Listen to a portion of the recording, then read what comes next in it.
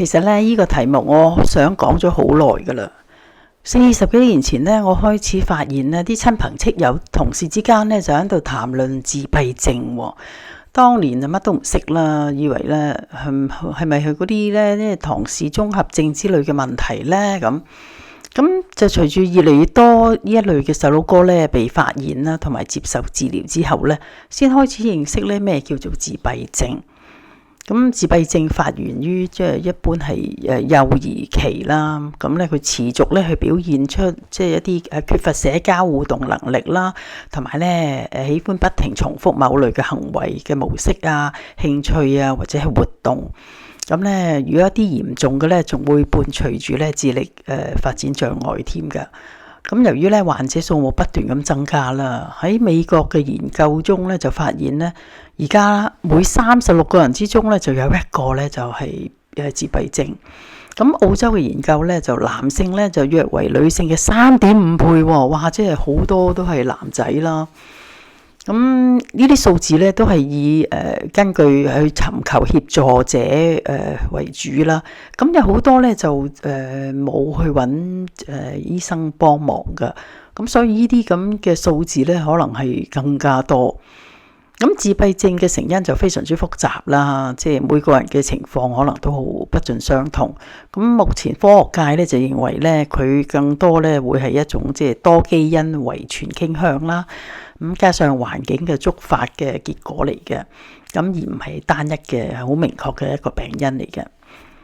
但係除咗醫學發現嘅自閉症之外咧，有一種咧被稱為宅男嘅現象咧，亦都差唔多係同時期咧，就喺社會中逐漸浮現啦。咁宅男咧嘅興起咧就源於日本喎。咁佢哋咧係指咧一啲咧就唔投入教育啦、唔讀書啦、唔就業啦、唔去受訓練嘅年輕人。咁佢哋咧就選擇自我隔絕喺社會同埋社交圈嗰度，就遠離職場啦，同埋人際嘅互動，甚至放棄戀愛同埋婚姻嘅追求，即係不憂不分咁啦。咁佢哋咧可能就長期咧就匿喺屋裏邊啦，就唔肯出街，轉而咧就依靠父母生活。咁呢種行為嘅模式同叫做類自閉症咧，autism-like 特徵咧就有相似之處，例如社交退縮啊，對外界缺乏興趣以及依賴性好強。咁但係因為宅男咧已經達到普及嘅程度啦。咁我相信大家都認識到咧，即係都會認識到咧，某一個家庭裏邊都有一個就係宅男嘅喎。就係因為我發覺呢個情況好多，我直情咧即係同啲即係新朋舊友啊傾開咧，都發覺原來你屋企都有一個啊。咁即係真係情況嚴重到係令我咧即係好似不吐不快咁啊。咁呢個現象咧就值得深入探討啦。但係目前咧好多專家咧都未受關注啦。佢哋往往只係好簡單咁即係歸即係呢啲宅男咧歸因於因為經濟因素啦，或者潮流啦，個個都係追求自由啊咁樣。但係佢忽略咗潛在可能係一啲生物學嘅根源而產生嘅喎。咁由於咧呢一群即係宅男嘅激增啦，唔止咧係個人選擇嘅問題啊，佢已經係成為整體社會結構產生一啲深遠嘅影響啦。尤其咧係對女性揾適婚丈夫嘅難度咧就與日俱增，咁進而導致生育率下降啦。喺我認識嘅即係女朋友裏邊咧，其實係我呢個年紀已經係較少噶啦，即係比我細嘅，譬如話而家40-50歲嗰啲咧，我覺得真係好多都係即係冇結婚。咁其實我唔相信佢哋係即係抱住終身不嫁嘅嗰個即係嗰個決定啦，而係因為真係揾唔啱噶啦。咁原因就係因為有太多宅男啊，即係部分就因為有自閉症啦，另外咧就係類自閉症啦，咁然後再即係比較好少少嘅就係宅男啦。但係宅男原來個數目都激增得咁厲害。呢種現象咧就通常都係好多發達嘅經濟體裏邊嘅，咁尤其是咧就係生活成本比較高昂嘅地方啦，咁競爭壓力咧就會往往令到一啲嘅男性咧喺佢青少年時期咧或者係早期咧就遭遇一啲嘅挫折之後咧，佢就開始退縮，咁長期咧就依賴父母嘅經濟支持，佢哋嘅生活咧可能圍繞住呢啲虛擬嘅世界啦，例如打機啊、網絡社群啊，而咧遠遠避開現實中嘅人際關係。咁隨住越嚟越多嘅男性退出社交同埋不婚啦，咁適婚女性嘅選擇範圍當然係大幅嘅縮小啦。咁就算佢哋有意生育但係都好難揾到合適嘅伴侶。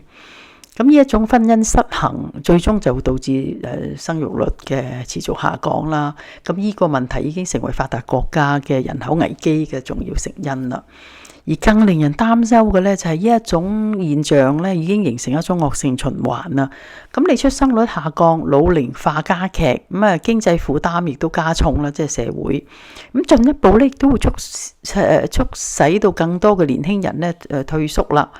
咁形成更大嘅宅男群體嘅出現，咁亦都加劇女性擇偶嘅困難。咁佢哋好多女性就乾脆唔會再追求婚姻啦。咁目前咧，社會同埋媒體就傾向將宅男現象歸咎於經濟因素。因為高樓價啦、就業競爭激烈啦，又或者女性嘅擇偶標準提高。但係咧，呢啲解釋可能只係觸及一個表面。咁有一啲學者就開始懷疑啦，呢種行為模式背後可能真係存在一啲嘅生物學上嘅原因嘅。咁但係咧，呢一個領域嘅研究仍然即係唔足夠啦。咁專家咧更多亦都將佢視為一種文化潮流或者係經濟問題，而非潛在嘅一啲生物學現象。嗱，呢一種忽視可能咧源於對自閉症嘅嗰個障礙嘅嗰種嘅刻板印象啦，認為咧只有明確嘅診斷嘅個案先值得去研究，而忽略咗呢啲更廣泛嘅類自閉症嘅宅男群體。我回憶翻咧60年代到80年代呢30年嘅生活裏邊咧，同我一齊成長嘅男同學啊、男同事啊、左鄰右里啊，或者我啲親友裏邊咧，咁性格好靜，唔中意交際應酬嘅男性當然有啦，但係絕對係少數咯。嗰個年代嘅佢哋呢，哇，多數呢，我見到都係勤力啦、好動啦、開朗活潑啦、好活躍啦，又會照顧弱小啦、勇於擔當。咁喺我哋啲女仔嘅社交活動裏邊呢，我哋即係好容易揾到終身伴侶啊！唔使咧，而家咧，我而家知道好多女仔咧係要透過嗰啲咩交友 app 咧去結識完全陌生嘅異性，咁危險，所以都好戥佢哋擔心啦。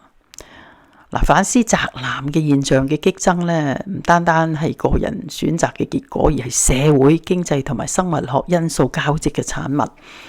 佢對不婚同埋出生率嘅影響咧，已經唔能夠忽視噶啦。如果咧唔加以正視咧，可能進一步咧加劇個人口危機啦。咁社會嘅未來係取決於年輕一代嘅參與噶嘛。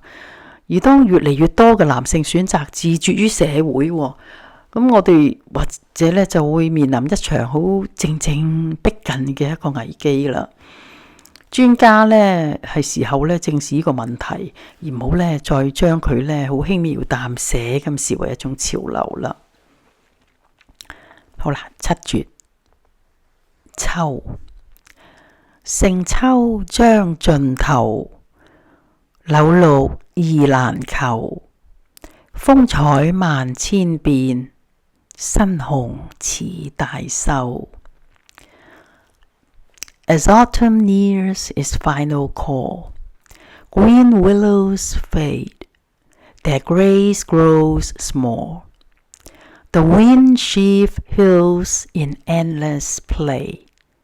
New crimson blooms in shy display. 今日呢就係4月1號啦，咁人哋稱為愚人節啦。咁愚人節嘅起源呢，好似話來自於歐洲嘅，咁但係因為有好多個版本啦，所以我都冇辦法去核實啦。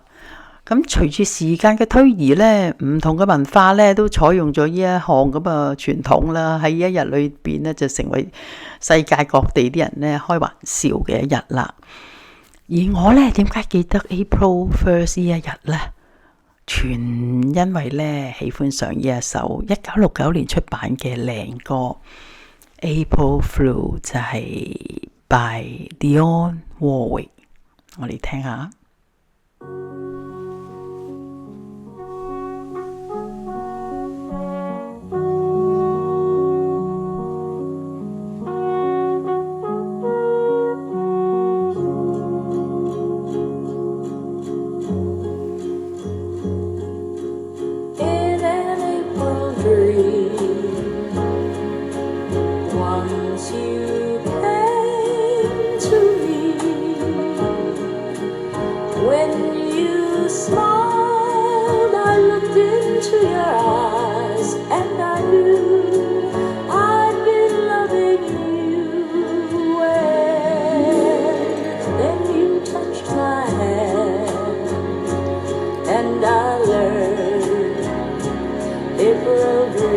Can come true. Are we just April fools who can't see all the danger around us? If we're just April fools, I don't care. True love has found us now.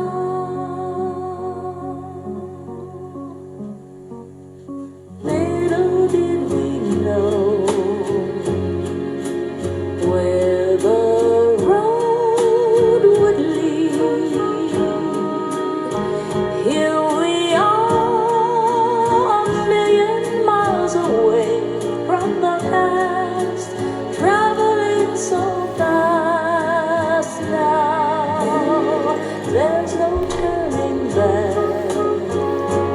If our sweet April dream doesn't last, are we just April fools who can't see all the danger around us?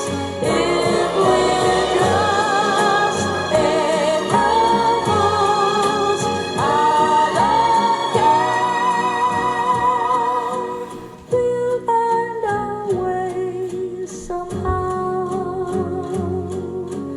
no need to be afraid.